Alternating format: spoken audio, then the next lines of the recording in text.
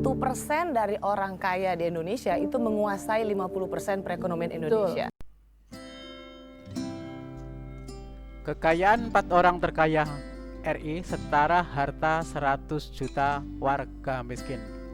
Liputan6.com 5 April 2018.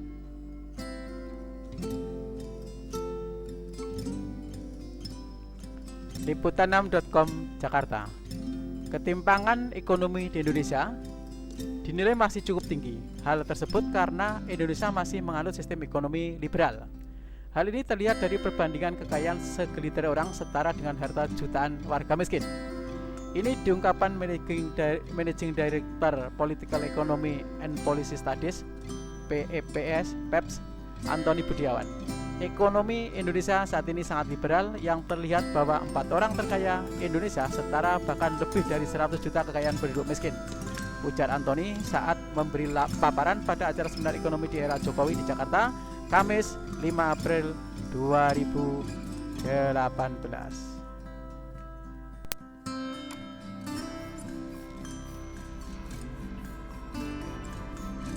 Di Indonesia, kekayaan 4 orang terkaya setara kekayaan 100 juta penduduk termiskin.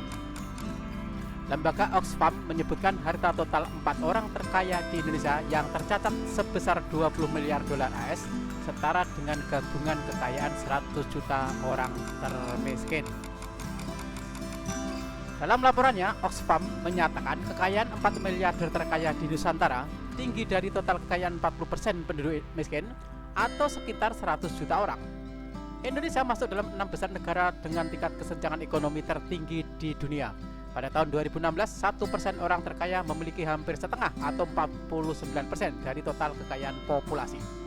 Hanya dalam 1 hari, orang Indonesia terkaya bisa mendapatkan bunga deposito dari kekayaannya lebih dari 1000 kali daripada dana yang dihabiskan penduduk Indonesia termiskin untuk kebutuhan dasar sepanjang tahun.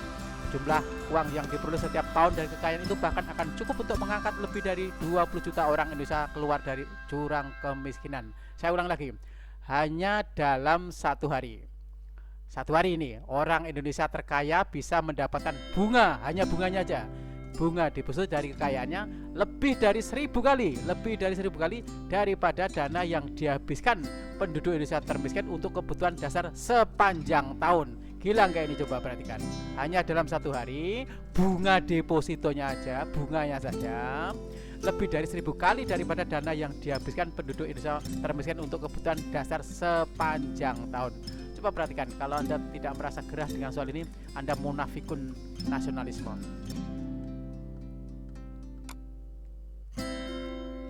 Baiklah, untuk video kali ini akan saya beri judul dengan bisnis kecil terbatas, pidana semakin luas.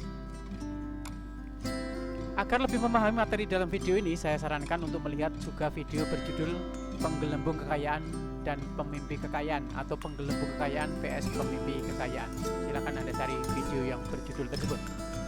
Namun demikian, bisa saya sampaikan secara ringkas dari isi video tersebut.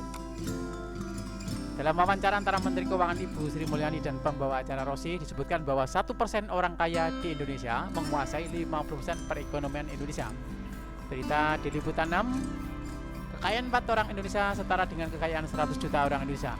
Simak juga rilis berita dari lembaga Oxfam. Jika ladang sistem perekonomian kita ibaratkan ruangan, maka 1% penduduk Indonesia itu menguasai 50% ruangan dan 99% penduduk berdesakan di dalam ruangan yang lain. Jadi kalau 1% orang menguasai 50% perekonomian, kalau kita ibaratkan sebuah ladang pertanian atau ruangan, maka 1% penduduk menguasai 50% ruangan dan sisanya 99% berdesak-desakan di dalam ruangan yang lain. Di dalam ruangan yang lain inilah sebagian besar penduduk Indonesia berdesak-desakan. Seandainya kita lari, maka kita akan berpotensi menyenggol atau menjatuhkan orang lain. Apalagi bergerak terlalu liar, maka pasti akan terjadi masalah besar. Semakin berusaha keras menjadi orang kaya, maka potensi menjadikan yang lain miskin semakin besar, artinya menjatuhkan orang lain. Untuk menata hal tersebut agar lebih meminimalkan gesekan, maka di dalam ruangan yang sempit perlu dibuat banyak peraturan atau banyak undang-undang.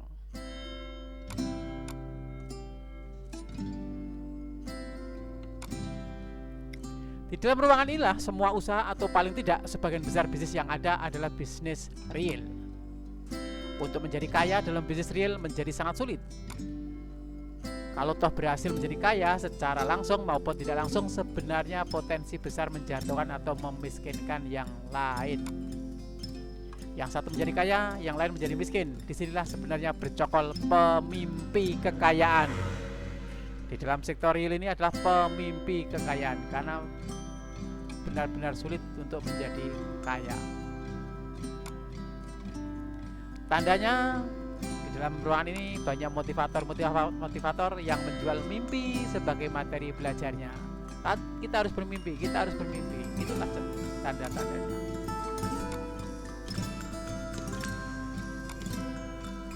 Empat orang Indonesia mempunyai kekayaan setara dengan 100 juta orang Indonesia. Pertanyaannya, jika uangnya ditabungkan, maka dia akan mendapatkan pendapatan bunga begitu besar seperti yang sudah saya jelaskan pada awal dari materi ini. Siapa ujung-ujungnya yang terbebani? Saya ulangi, 4 orang Indonesia itu mempunyai kekayaan. Jika kekayaannya ditabungkan atau didepositkan, maka dia mendapatkan bunga yang begitu besar. Siapa ujung-ujungnya yang terbebani, yang harus bayar bunga ke orang itu? Anda perhatikan baik-baik. Yang terbebani baik secara langsung maupun tidak langsung masyarakat, karena beban ini berubah menjadi harga-harga naik, pupuk naik, obat naik, dan lain sebagainya. Itulah akibatnya.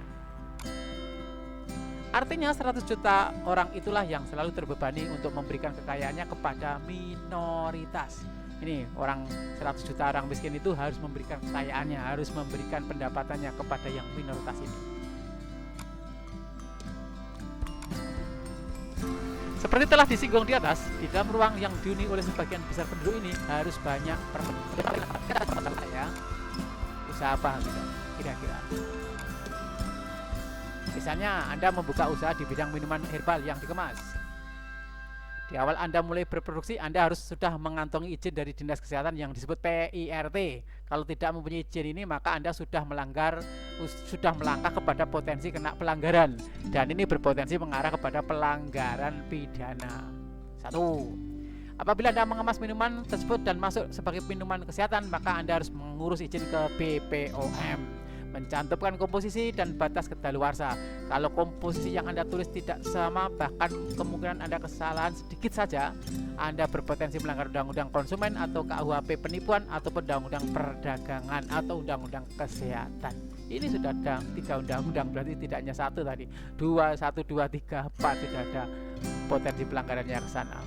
Jika minuman hanya minuman biasa seperti jus buah, maka Anda tidak boleh sembarangan memasukkan sebagai penyembuhan. Contoh misalnya Anda punya jus buah, kemudian dalam kemasan Anda tulis bisa menyembuhkan penyakit diabetes. Anda melanggar itu, karena minuman biasa tidak boleh sebagai minuman kesehatan. Anda perhatikan baik-baik. Inilah potensi-potensi yang menjadikan Anda kena pidana. Karena kalau untuk penyembuhan itu sudah kategori obat. Di sini ada banyak yang tidak paham.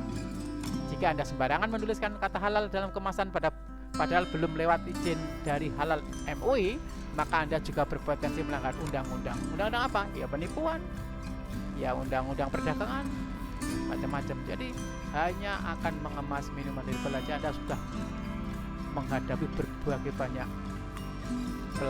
potensi pelanggaran.